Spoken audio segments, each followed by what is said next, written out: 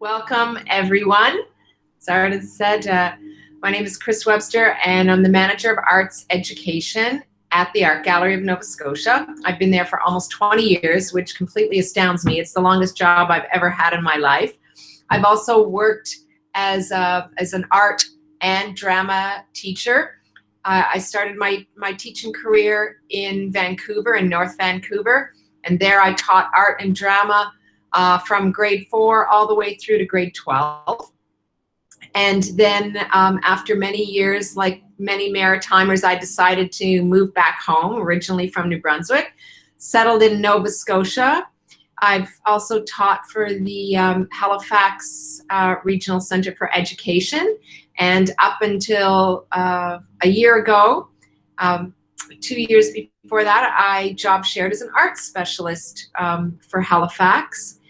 And then I got my job at the Art Gallery, which I love, but I also love the opportunities to work with teachers and students, because at the Art Gallery, I manage the 2 outreach programs for the gallery, ArtsSmarts Nova Scotia and ArtReach. And these programs provide funding and support for artists to work with teachers and students in the classroom.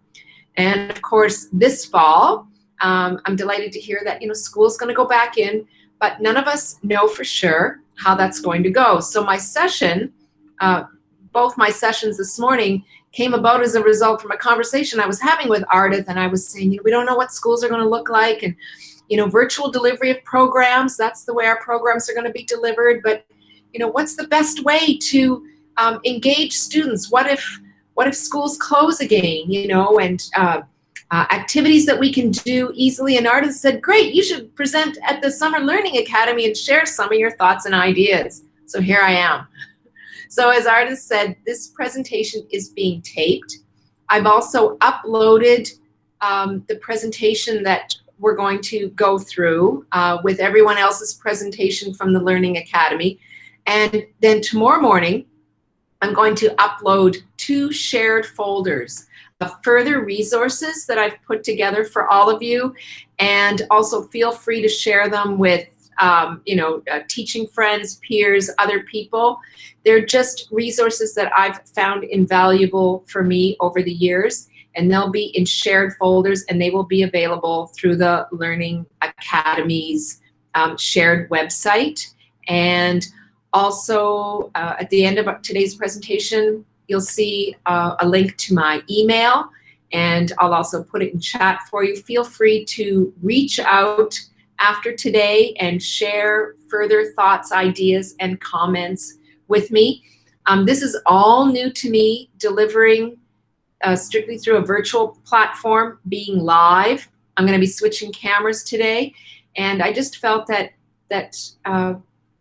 offering these opportunities through the Summer Learning Academy also forced me to start to learn more about all of this technology that we all need to embrace if we're going to be successful, and to be positive about it, and to learn how to teach and engage and work through virtual platforms.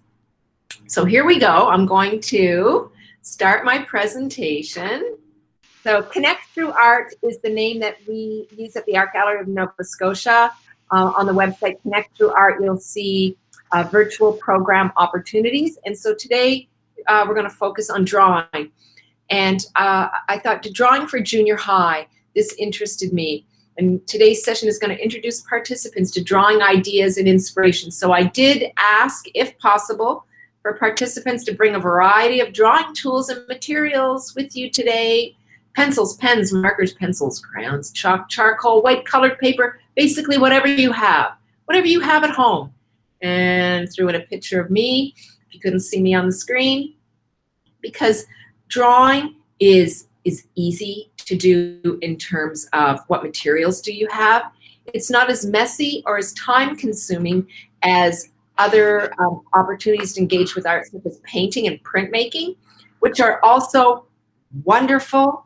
However, if we're working with students who are home-based, and also thinking of drawing as an important foundation, being able to draw your ideas, say if you're going to take them further into a painting or through printmaking. And drawing is a skill that can be acquired. So I did want to focus on drawing today, and hopefully you've brought some of your materials with you today. So the why that we're here, the why of today, drawing. It is a foundation of art, and I very strongly believe it is a skill that can be learned and improved through practice. And the line I use with my students is I say, the first time you go out for a run, you don't run a marathon. You haven't trained. You want to be better at drawing? Draw more, draw more. And I'll never forget once being in a classroom, and I had a student that was almost in tears because we were drawing animals, and they were all upset because they saw another student in the class drawing horses, honestly, better than I could draw a horse. And they said, they can draw a horse so well, I'll never be able to draw like that. Well, I knew for a fact that that student drew horses all the time. All the time. They had a sketchbook full of horses. They had pictures of horses. They were obsessed with horses. Of course they're good at drawing horses. They draw them all the time. And so that's what I explained to the student. The more you draw, the better you get. If you want to get good at drawing horses, you better start to practice. Easy to do in the classroom. Easy to direct home instruction. In the shared folder, the creative process, it's a very like one-page curriculum document on the Nova Scotia Department of Ed's Department of Education and Early Childhood Development website, and talks all about the creative process. And what does the creative process look like in the classroom in terms of inspiration? This document says, develop a sketchbook. So sketchbooks are where drawings can live. I personally do not keep a sketchbook. I find the idea of carrying around yet something else in my massive backpack that takes me through life, but I draw all the time. I always have Post-it notes with me. I have small books, like the little moleskin books and other little books for drawing, but I also just have loose paper. So it doesn't have to be a sketchbook.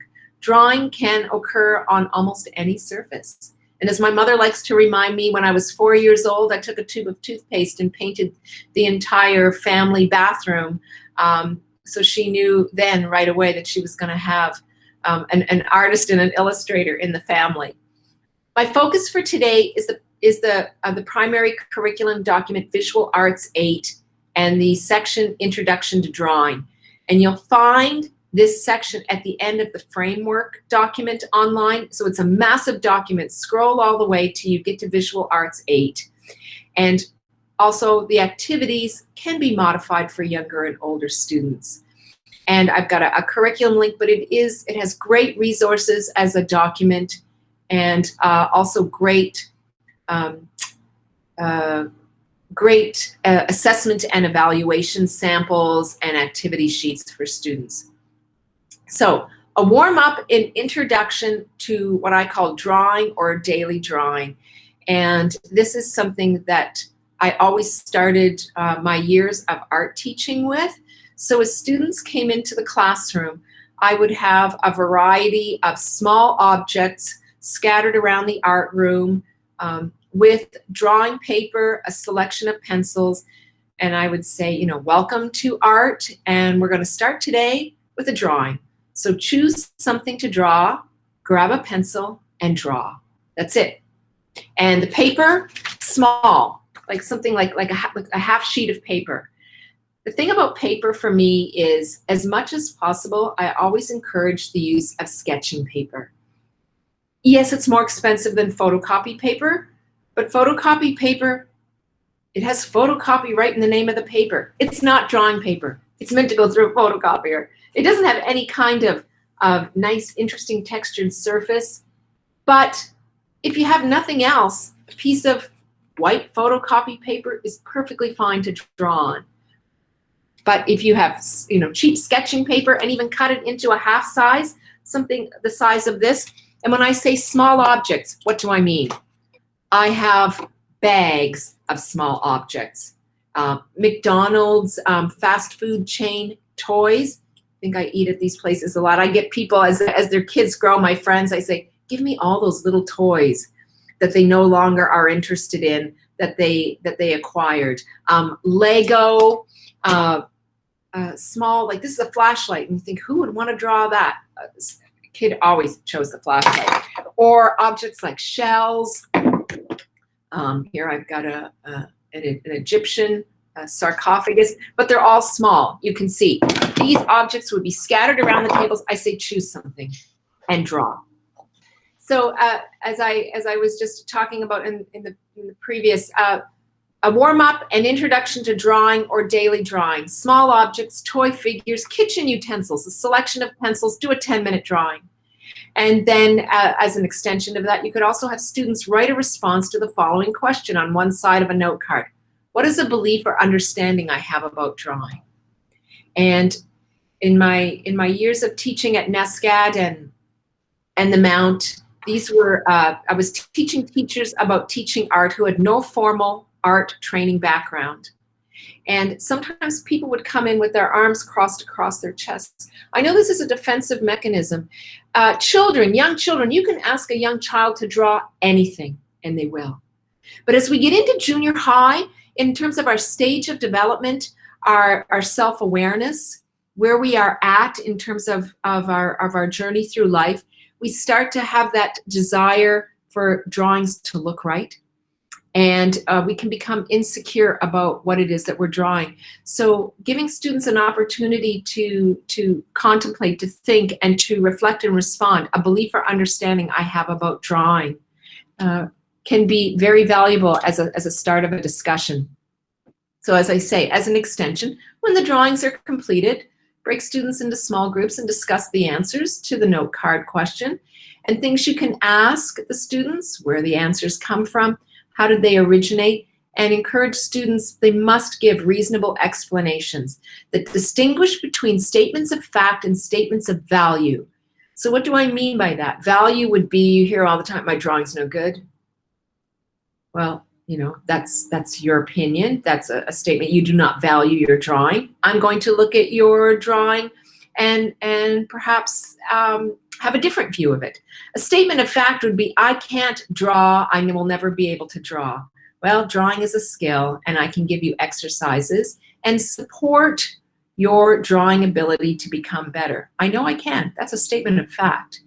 Some key points. People believe it's genetic good fortune. Oh, they're born with such talent. No, it's not genetic good fortune. It's a skill that can be taught and therefore learned. And I love this line, and this is all from the curriculum, the grade 8 art visual drawing portion, visual arts. People who are good at drawing are actually just good at seeing because they are visually alert. They have great eyes. They see details that others overlook. And this ability can be improved through visual exercises, improving your ability to see, doing observation drawing. You know, if I say draw a flower, you draw a flower as it actually looks, not the schema of like the daisy with the dot in the middle and then the little petals around it. I should also say, I would always have my students coming for their first art class to do that immediate drawing, and then I would have them all put their names on their drawings, and I would keep them. And I would keep them till the end of the term. And that's when I would give them that first day drawing back. And it goes without saying, I would say, look how far you've come. Look how your drawing ability has grown since that first day drawing. And so it was just a way of, I didn't have to do anything else. I just handed them back, and their improvement was obvious to them as well as to me. And it was just a great teaching moment to finish off our time together, our time for the class at the end of the term.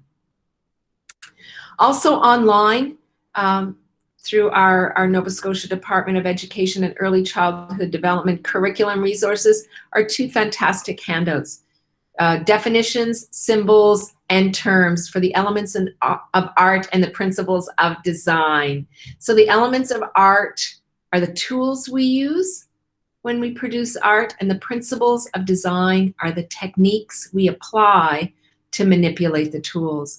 And encouraging our students to acquire this knowledge, to become comfortable with it, to learn it, to know it, and to use it. So when they're talking with you, with others about their artwork, about artwork that they've seen, that they're using the language of art, and it will deepen their level of engagement with what it is that they are viewing and responding to.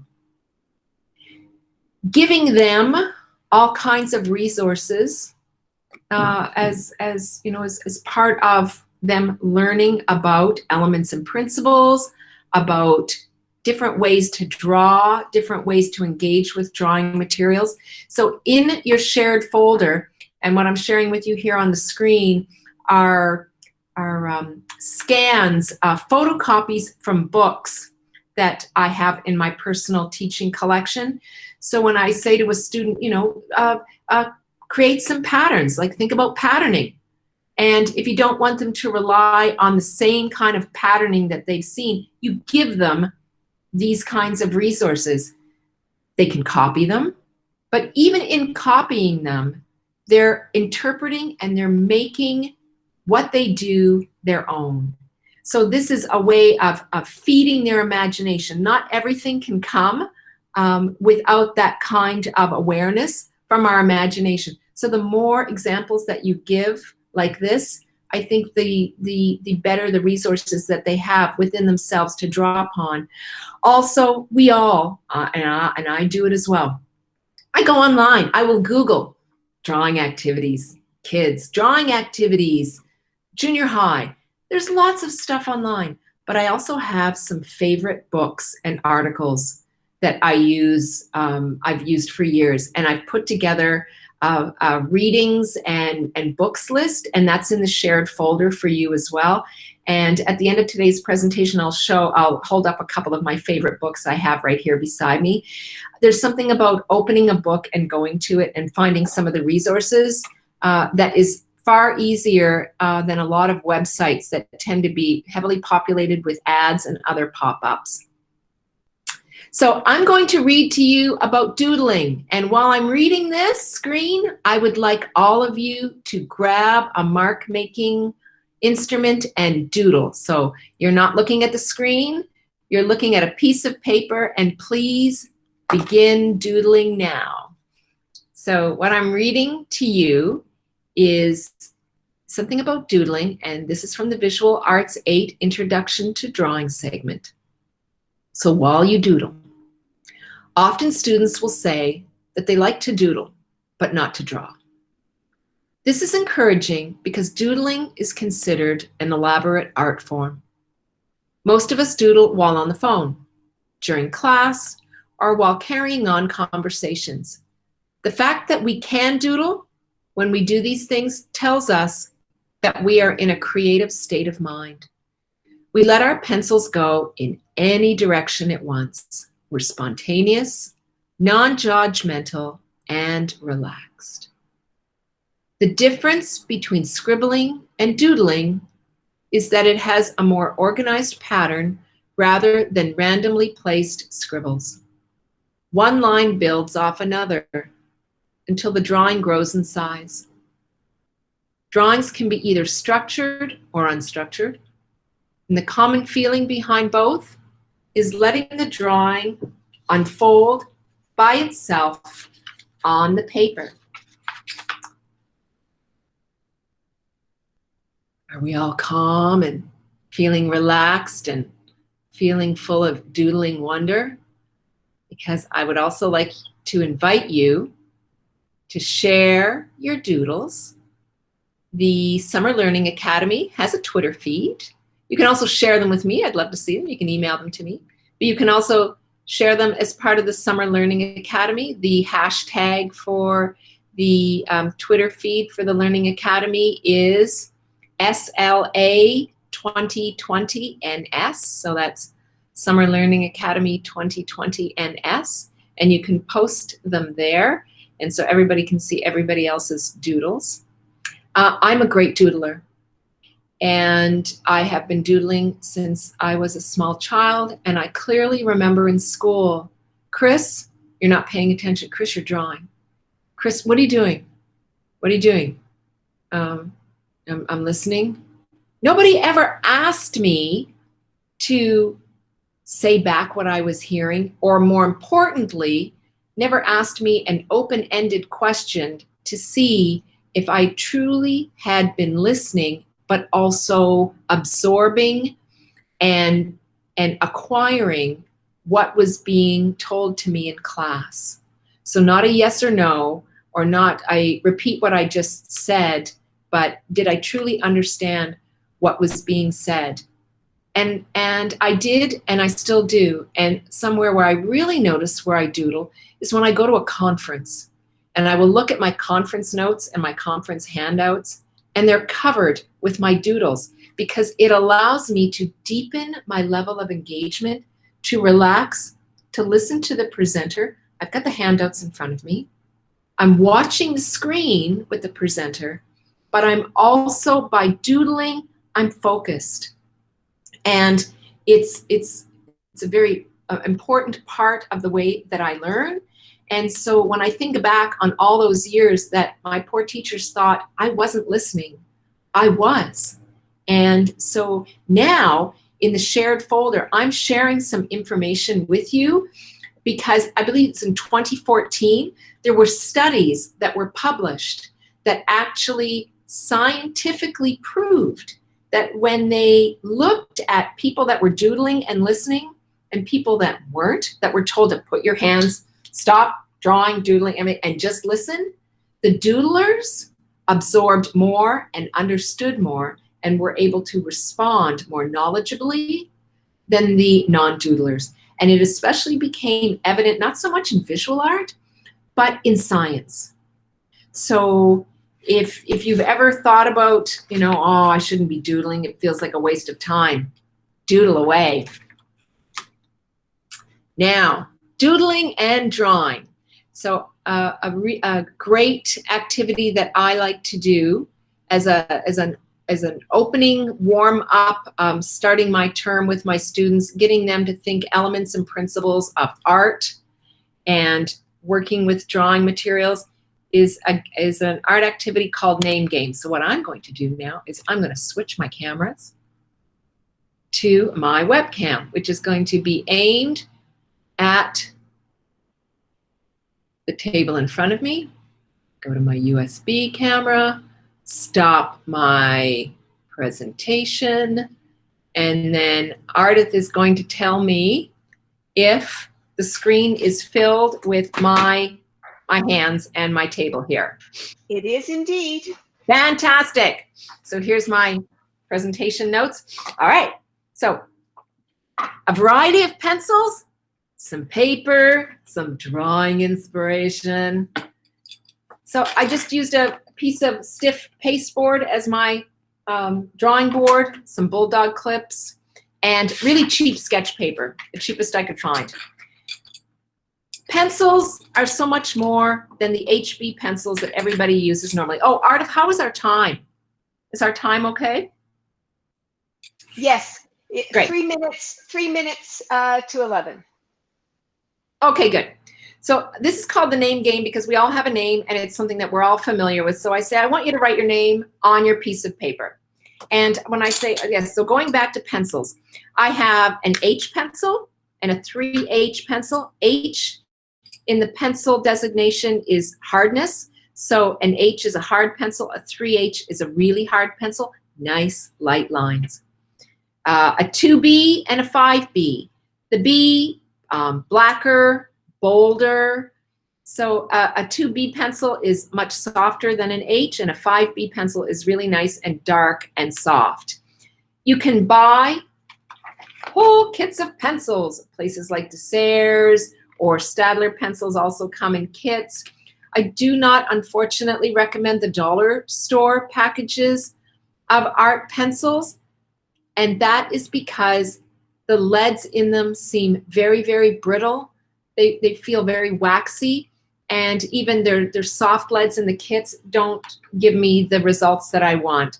So in order to keep also your pencils, part of care and use of materials with students is I never allow, with art, I call these art pencils, drawing pencils, I never allow the use of electric sharpeners or even the little plastic sharpeners that hold all the shavings.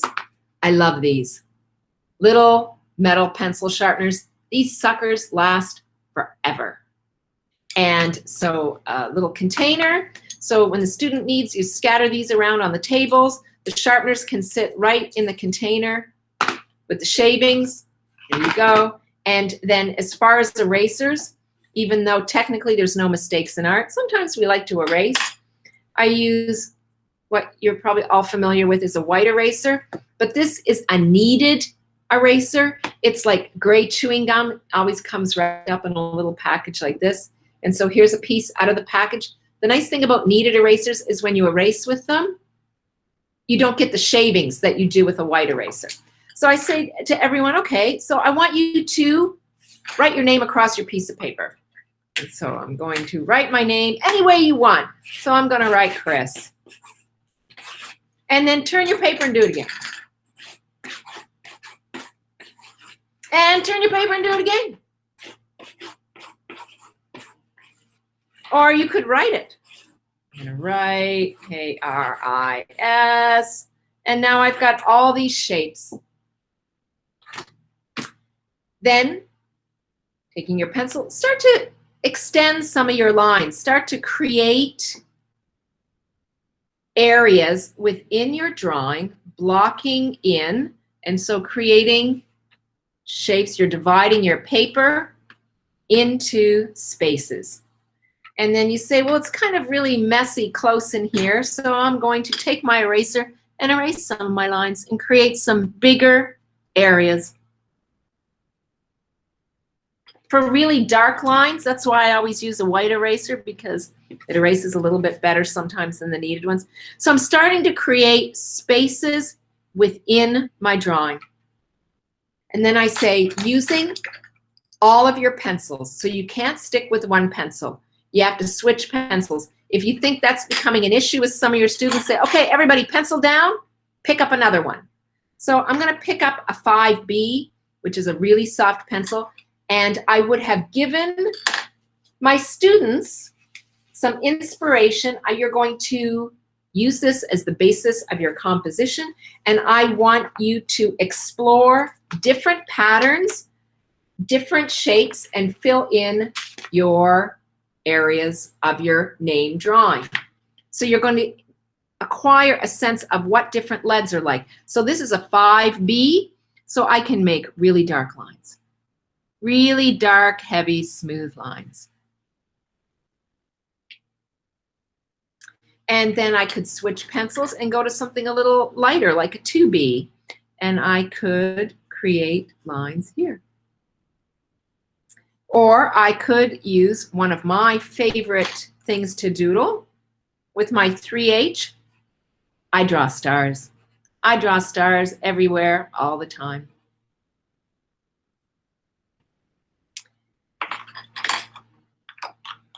Other things to use in drawing.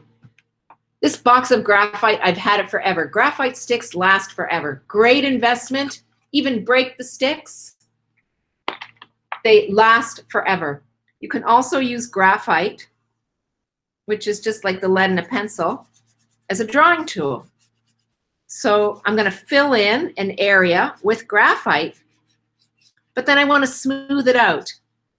Students will love to do this. They'll take their finger and they smooth it. But what happens is the oil in your finger combines with the lead and really adheres it to the paper. If you use something else, like what have I got? Oh yeah, I've got cotton swab. If you use something like this to blend, you don't get the oil from your finger. And then you can use an eraser to draw.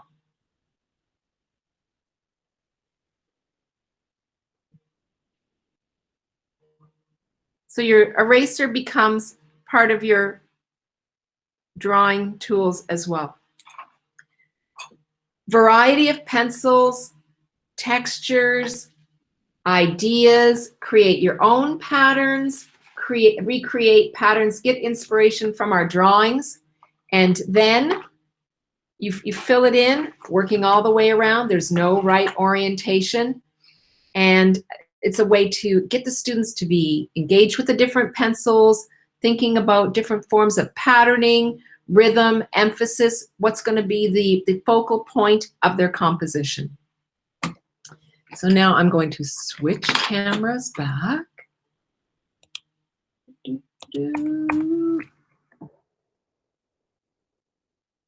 And go back to our presentation.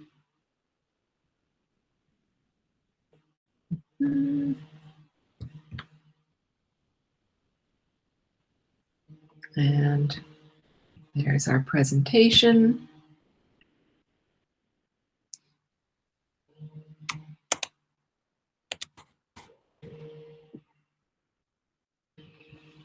And I have to share it and go full screen. And so you should be back at the presentation, yes? Voila. Voila. And then I change my camera back to my, what they call the Facetime camera. So I'll be able to see you at the end. Great. So now we're back to the presentation. And I'm going full screen. I've demonstrated. So here are the instructions for the name game. So you write your name on a piece of paper, connect, finish the lines, fill in the spaces using a variety of patterns and textures, variety of pencils, assessment evaluation. Did you use a variety of pencils? Did you fill in the whole paper? And my objectives: to experience the qualities of different pencil leads, create textures and patterns, make up your own, doodling and learning. And the link to science and learning, the document I'm going to give you is actually called Keep Calm and Doodle On. Here is a photo of my completed name game sample drawing. So you can see, oh, I know what I forgot to use in my demo, my cheese grater. So other objects, in addition to drawing different patterns, you can record textures on paper. So that's why I had my cheese grater here beside me. You could slide the cheese grater underneath your paper. You can also look through your home, look through your supplies at school for other textured surfaces and put them under the paper, and then the students can record those textures in their name game drawing as well. Aha! We've all had this. I'm finished. Now what do I do? So students in all subjects, people learn and engage and work their way through activities at their own rates. And it is unrealistic to expect everyone to finish their assignment at the exact same time. So in art, I found many years ago this resource that's been there for a long time. And so it says, I'm finished. Now what do I do? And the prompt is try a drawing door. So you can see I say, with thanks to the Incredible Art Department website. The Incredible Art Department is a free website. So anybody, educators, anybody can go on the site and freely use any and all of the resources there. It originates in the States, and I read all the terms and conditions for the man that runs the site. And he said, I feel it's really important that everything that I post is available for free. However, it means that I now have to run ads on the site in order to pay to keep the bandwidth as big as possible so that everybody anywhere can access the site. So in terms of offering the Incredible Art Department as an official resource, that I cannot do, because as many of you probably know, when you're searching online and the more sites you look at with pop-ups and ads, the more cookies and other things get added, adware, spyware to your computer. And so the Incredible Art Department has a lot of ads, but that doesn't mean that I didn't find it incredibly inspiring for the creation of a drawing door. And here on the screen, this is directly from the Incredible Art Department, and the writer was Marty Reed. Excuse me just a minute. My allergies are so bad. They're mowing the lawns outside my condo. It always gives me a sneezy day. As we all know, children finish their projects at different times. I used this idea for all grade levels, and children respond well to the idea. The element of surprise was always intriguing to them. Just watch out that they don't rush the curriculum assignment to get to the drawing drawer. So find an empty drawer, create and cut assignments into strips, place them inside the drawing drawer. When a child finishes their work, give them the chance to go to the drawing drawer and select an assignment. Eyes closed, of course. Allow them to begin the assignment, write the directive on the back of the artwork. That's key, because then the drawing prompt can go back in the drawer, but you and the student will always remember what was the prompt for their drawing because it's written on the back. They could finish this at home for homework. If they don't finish it in the time left in class, you can also have them work out of individual sketchbooks. And Marty Reed says they work best in a sketchbook if they make their very own one. Well, like I said, I keep all of my drawings in folders. Students can make sketchbooks, absolutely. They can be purchased. Some of the stores have them very inexpensively now. So I have created not just a drawing drawer, but a creative cupboard. So a friend of mine who's a retired tech teacher, I said, I want to build a life-size creative cupboard, and I want to incorporate a drawing drawer. And so this creative cupboard is the size of a nightstand. It would be a great repurposing of an old piece of furniture, or it could be just a drawer in your classroom that you paint up and label the drawing drawer. So on one side, you see the drawing drawer and creative cupboard closed, and the other image is the creative cupboard's open and the drawing drawer is slid open. So you can see what I've done is photocopied my drawing prompts on colored pieces of paper. I have a laminating machine, so I laminated them so they can go in the drawing drawer and be used again and again and again and still stay good for reuse. In the creative cupboard is where I keep my collections of toys, shells, and then sometimes I would empty the creative cupboard and load it with rocks, load it with scraps of fabric, load it with something that then became a surprise. And when students came to class, I said, shall we see what's in the creative cupboard today?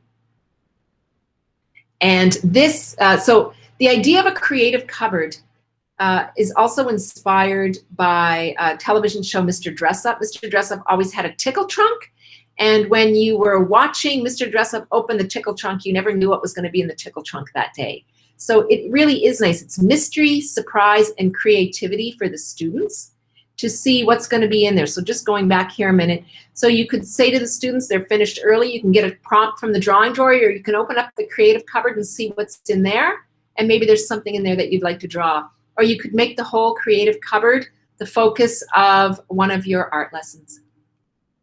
In addition to the drawing prompts that you'll find on the Incredible Art Department's website, this is a suggestion list from the Visual 8 drawing curriculum document. So on the one side, you see I just took a picture of some of my colored slips of paper, and then this list are drawing prompts from that curriculum document. And you can see there's a real range. Draw a fantasy house, draw a set of keys and a couple of other items from your pocket or backpack, design a school desk. I would have liked that one. I'm left-handed, and I remember as a kid sitting in desks that had the arm support attached to the desk, and it was always on the right side. So I was always crooked awkwardly, trying to get my left arm up on top of the desk. Create an imaginary alphabet. That's one I've done. Design a new license plate for Nova Scotia. That's one I've done with students. Extension suggestions. Have the students design and paint the creative cupboard. You don't need to paint it. Get them doing it. Change the contents on the regular basis. Reward students with the opportunity to access the cupboard. Take content suggestions from the students. Include blank drawing prompts in the drawing drawer. Invite the students to add their own ideas. And at-home modifications, so schools close down. Turn a shoebox into a drawing drawer. Send your students prompts for their own home drawing drawer. Instruct them to create 3 drawing prompts and exchange them with other students by email, or they get emailed to you and then you mix them up and you send them out. In terms of assessment and evaluation, the drawing drawer prompts and the drawings could be the foundation of a portfolio. So ask students to choose their favorite 10 drawings that they've done over the term, submit them as a portfolio in a folder. They could also embellish and turn their folder into a work of art. They could make their own sketchbook. Some students do love having a sketchbook. They'll come to class, all classes, with their sketchbook that they've bought for themselves or their families have bought for them. And so how can you engage with drawings that students have in their personal sketchbooks? And what I've always done is ask them to hand me in their sketchbook and identify the drawings they want me to see with a paper clip and a Post-it note. But there's a lot of trust that has to be established because there may be some really personal entries in the sketchbook. So also you could sit down and have a one-on-one conversation, or maybe a virtual meeting if your student is at home, and have them hold up their drawings for you to give feedback on. But the drawing drawer in the creative cupboard as a source of drawing inspiration, I think is a welcome asset, and certainly it brings a lot of fun. And also, as I said, getting the students involved in the creation of the creative cupboard, then they start to own it as well. And questions and comments. Ardith, how was our time? I should look at I got my watch, I got my phone here. 11:15, perfect. So we have time for questions. I'm going to turn off my presentation so I can go back to my camera. And I'm going to stop sharing. So hopefully I've switched my cameras back so you can see me. Can you see me? Yes, we can. Okay, great. So herein endeth the formal presentation of the presentation. You can always get it later on the Learning Academy website. And now your chance, if you want to turn off your microphone or ask a question in chat. Oh, and also I was going to do this. I talked about books. Helen Hume is an author that's been around forever. And this is the latest edition of, initially she published 2 separate books. One was the Elementary Art Teacher's Survival Guide, and then she did one for secondary. And now I can see I just acquired the latest copy because it also has some lessons that incorporate more technology than her earlier books. I love this book.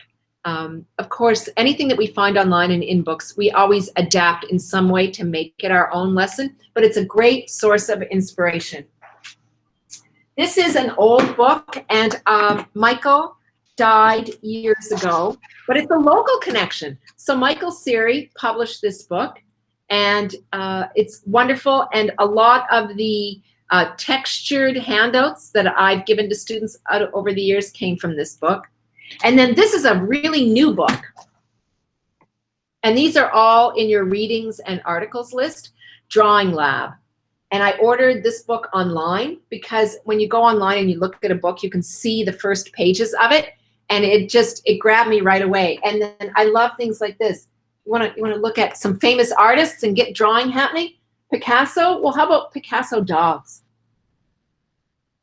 So this book, great images, easy step-by-step, and drawing becomes part of collage, Modigliani portraits incorporating watercolors, great imagery, easy to understand, and there's a whole series of them. Mixed Media Lab, Drawing Lab, Painting Lab. But like I said, they're all in, and books are the kind of thing I just want to curl up with in a chair or take to bed with me and get inspired.